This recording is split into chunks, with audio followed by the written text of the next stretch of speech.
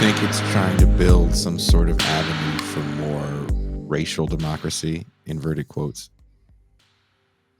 Yeah, I mean, I think it's used to say, you know, we can't have any hope in some sort of universalist solution. So instead, let's rework it to be some sort of Black entrepreneurial, means tested, targeted thing instead of a universal thing. I think that's what it comes down to, is to sort of muddy the waters and kind of just, try to just really get at people's hope that we can do anything truly universal. And I'm definitely not the first to say this. I think people like Cedric Johnson say this a lot, but I always come back to why would we assume that we are doomed to repeat all the same mistakes we have in the past? We know there were certain structural factors that led to the New Deal being falling short how it did when it came to race and discrimination. I mean, there's the coalition that had to be kept together. It's not a defense for it, but we know that there were structural factors that existed in the Democratic Party then that don't now. And it just seems strange to me that we kind of just would assume we are, of course, if we did it for all today, we would do it exactly how we did it in 1930s or 40s, or how we did a similar program. It's just silly to like treat that as like that's just fate. But it's all weaponized, I think, to kind of divert from some sort of social democratic left policy into more targeted ones, race targeted things that could be easily, made into like an entrepreneurial thing. And that's why I think this history matters.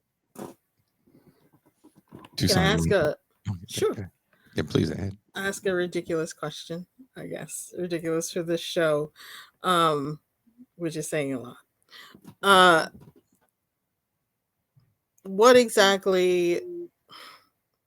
Gosh, I lost my thought. It was about the last thing. It was about the last thing you just said.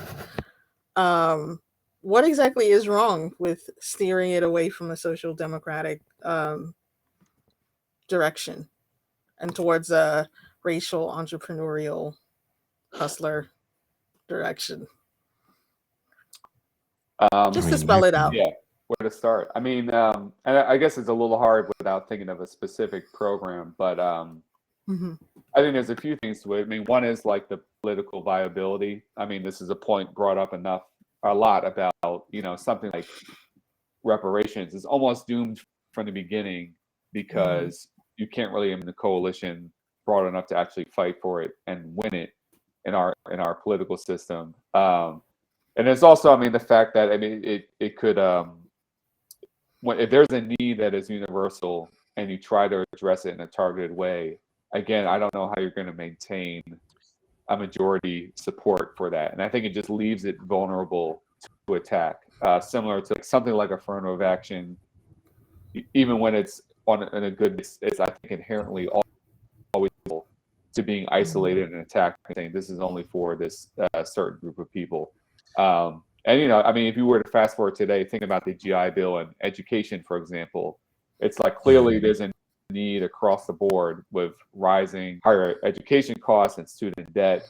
And of course, we can see that the burden, it's worse for students of color, it's worse for people in high poverty.